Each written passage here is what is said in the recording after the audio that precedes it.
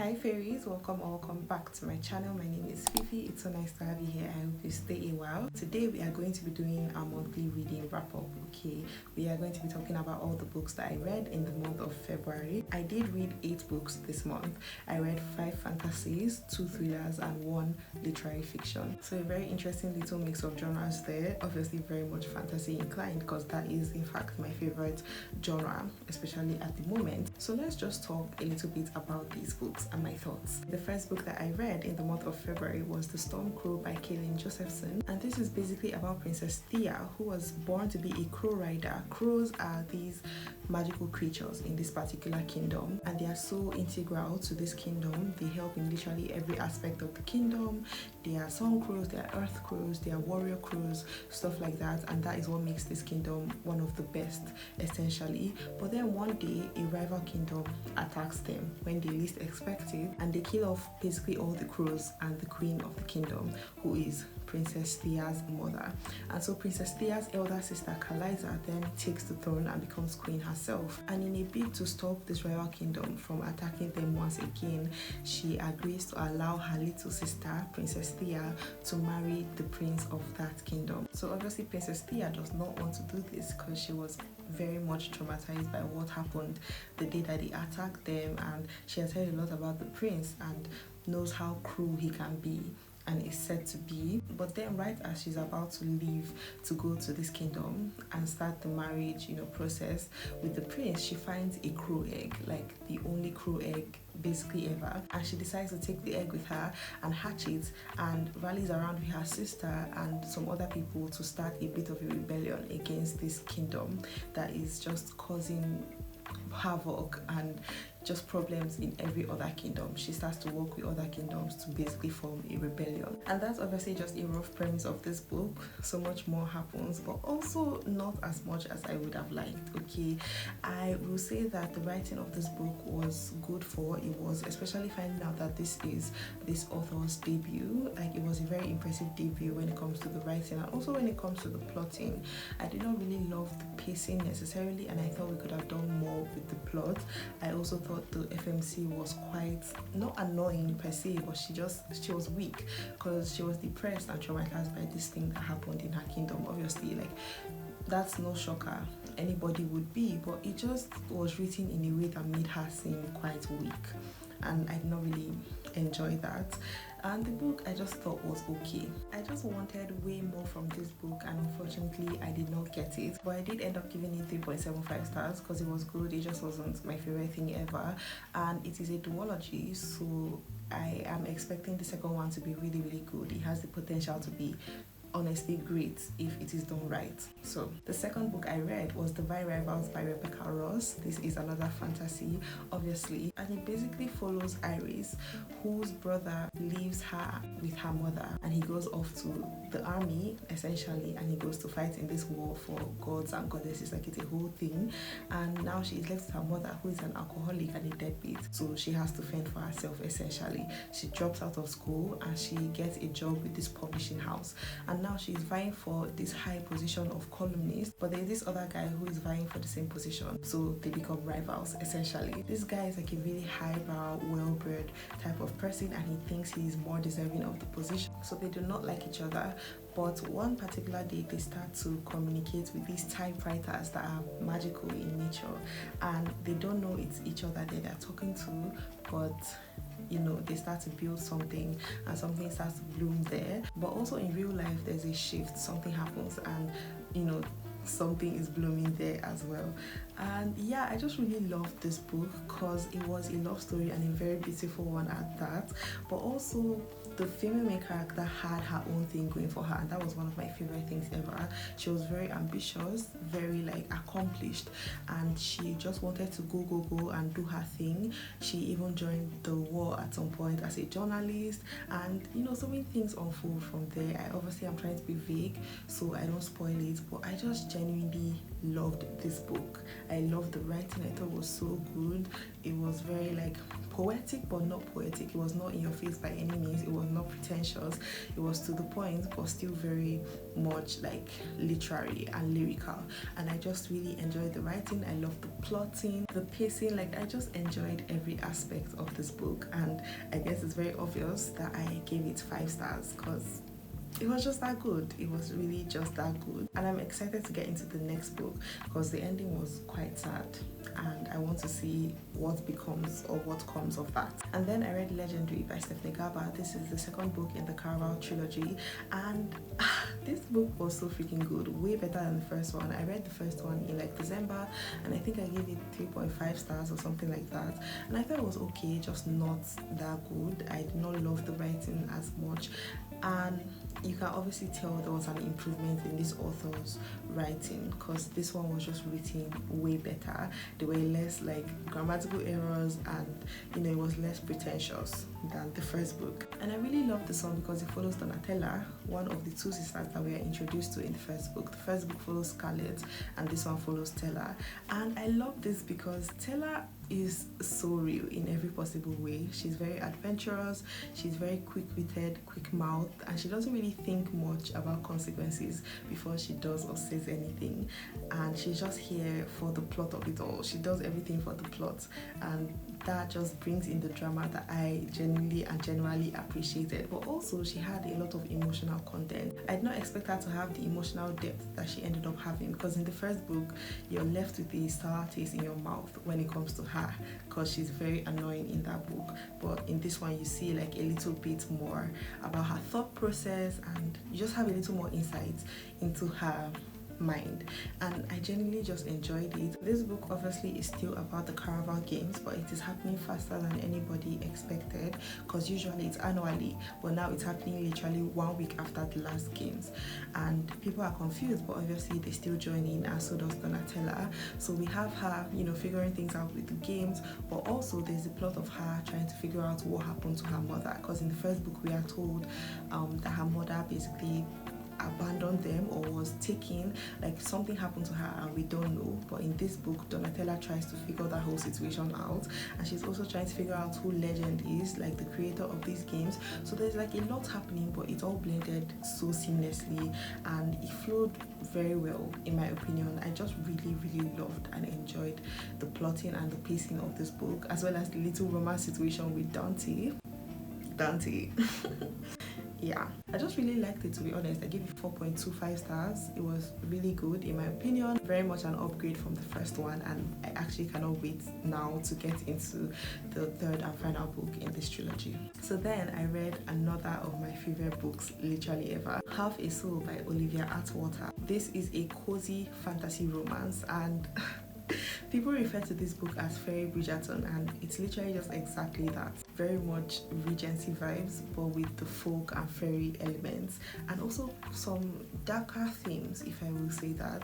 And I just loved every aspect of this book, but especially the writing. The writing was so freaking beautiful, like amazing literature. It was very flowery and poetic, but it did not come off as pretentious. That's one problem I have with books that are written in a flowery type of way, because you can just tell that it's pretentious. It does not really make sense with the book, but this one, it made so much sense. Okay, things just flowed seamlessly and the plotting was so freaking good. I had never read a cozy fantasy prior to this book, and I was very skeptical because sometimes when people talk about this book they're like, oh, it's quite slow, nothing much really happens, but I honestly don't think that. I thought it was very much at least moderately paced, and so many things did happen, and the plotting was very good in my opinion. The pacing too was very good in my opinion, and I just loved every aspect of this. This book is basically about Theodora, and when she was young she encountered a fairy who tried to take her soul, but he was stopped by her cousin and he ended up taking only half of her soul, and this apparently meant that she lost most of her emotional capabilities,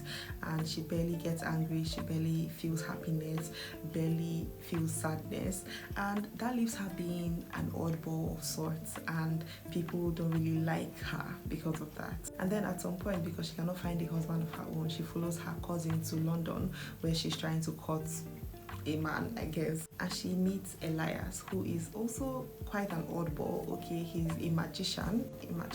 Basically, he's the king's magician. Okay, so he's called the Lord Sorcerer, and he's not very sociable. He's not like one to really interact with people. He doesn't really care for people, and we find out more of why that is as you get into the book, and they just like intertwine and fall in love in the most beautiful ways. And I don't know how to talk about this book without spoiling it, so I'm going to stop talking. But so many more things happen, and it really just gave me everything I wanted. The way I felt when I was reading this book was so freaking amazing, and I read it for like 4 hours, one of the fastest and quickest reads I've ever had. But every single minute I spent reading this book was just so beautiful, and I fear that feeling may never be replicated, and that's honestly scary in itself. So if it's not obvious by the way I'm speaking about this book, I gave it 5 stars, which is crazy to have 2 5 stars in a month. In January I had 3 5 stars, so this year is actually looking quite good for my reading and bookish situations. But yeah, I thought the book was just amazing. If you're into cozy fantasies and you have not read this book, you definitely should, because it was so good in my opinion. The writing was amazing, the plotting, the pacing, literally every aspect of this book was so freaking book. And I also really loved the characters, like Theodora, she's so cute, I love her so much. This book is part of an interconnected series, so the next book is basically about a whole different group of people and another couple. So I'm excited to get into it, but also I'm scared because I feel like it will not feel as good as this particular one felt. Regardless, I am very excited to dive into this author's discography because I love her writing and I really just need more, honestly. So I did read the novella that actually comes before this book. It basically follows Elias and his life before he met her and his life in the war front, and it was nothing special by any means. Obviously it's a novella, you can't really expect much from novellas, but it was good to have that little insight into his life prior to meeting her, and I enjoyed it for what it was, so I gave it 3 stars. Yeah, so then the thrillers that I read this month, I read The Family Upstairs by Lisa Joe. Obviously I'm sure a lot of you have heard of Lisa Joe. She's one of the most respected and talked about thriller authors right now. I had only ever read one book by her, then she was gone before this one, and I thought it was okay. I think I gave it 4 stars, so it was good within itself, but I know that I had some problems with the writing of that book, the writing style especially, and I was interested in seeing if this book would be better in that aspect, and to be honest it wasn't much better. Okay, this book basically follows Libby, who was found one day as a child in a house where there were 4 decomposing bodies, and basically these people took their own lives, 2 of them being her parents, and obviously this case is never solved. She is taken into the system, she gets adopted, she lives her life essentially well until she turns 25, and the solicitors of the people that own the house and lived in the house, get in contact with her and tell her that she has in fact inherited this house, like a huge mansion, Victorian style type of situation. And then this leads her to kind of start to uncover the tragedy surrounding this house and everything that has happened within and in this house. So yeah, I personally really liked the plot and the story of this book. I thought it was very interesting. I liked like the cultish aspect. I loved learning and reading about that kind of story, but the writing just wasn't my favorite thing ever. It was like in first person but also in third person, and we were going from time to time, past to present, and it was written in like present tense but also in past tense but also in present participle, and it was honestly just a lot. We're also following multiple people. It was really a lot. It was very jarring. It felt very clunky, very scattered. It just was not a very enjoyable reading experience. Okay, you have to take some time to get used to it, but at the end of the day I did get used to it and I did like the plot and the story, so I gave this book 3.5 stars because it was okay. It definitely did not feel much like a thriller to me personally. There was nothing necessarily too thrilling about it. We're just following this story essentially. There was no actual plot twist. The little plot twist you can already think of by yourself from literally the first few chapters. So yeah, I did read the sequel that comes after this book, and I was very confused as to why there was a sequel, because the first book ended relatively wholesomely and okay, like it could have ended like that. So I went into the sequel kind of confused and intrigued, wanted to know what exactly we would be talking about.